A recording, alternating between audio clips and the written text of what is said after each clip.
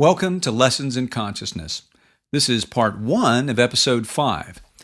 In this segment, I'm going to talk about where consciousness is located.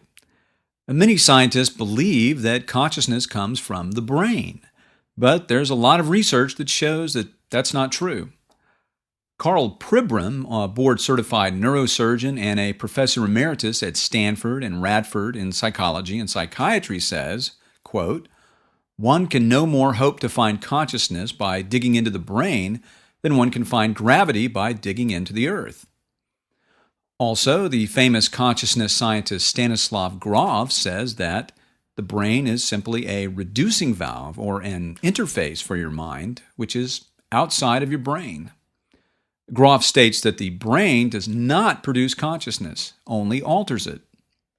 Okay, so what scientific evidence is there that consciousness is outside of the brain? Well, a man by the name of John Lorber did studies on people with something called hydrocephalus, a condition where cerebrospinal fluid is trapped and puts pressure on the brain in the skull. It's also known as water on the brain. This pressure pushes brain tissue up against the skull and essentially reduces the size of the brain. One young man he did a CAT scan on only had a very thin 1 millimeter thick brain tissue around the perimeter of his skull, and the rest of his cranium was filled with fluid. Now, normally this would cause severe mental incapacity or even death, but apparently this person's condition came on slowly enough for the brain to accommodate the deformity. In fact, this person with only 1 millimeter thick brain tissue had an IQ of 126, and he was also an honors graduate of mathematics, which is pretty amazing.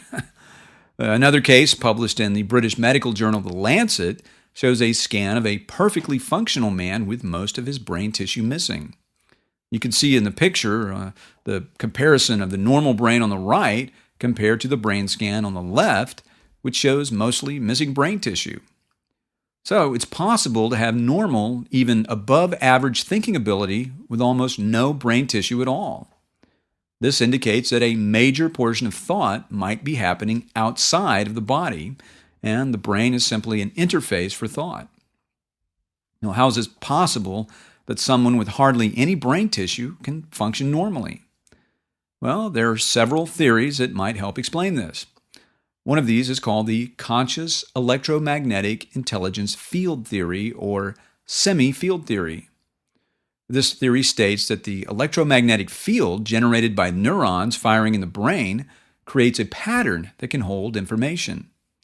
Well, as you might know, electricity running through wires creates a magnetic field. And of course, magnetic fields can cause electricity to run through wires, so it works both ways. Well, this raises the possibility that the magnetic field around your brain is holding information, or maybe even connecting your brain to a greater magnetic field outside of your brain, which would make your brain just an interface for thought and not the source.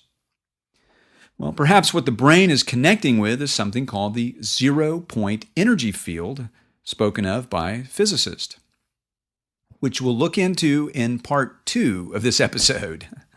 I'm Dr. Bruce King, and you've been watching Lessons in Consciousness.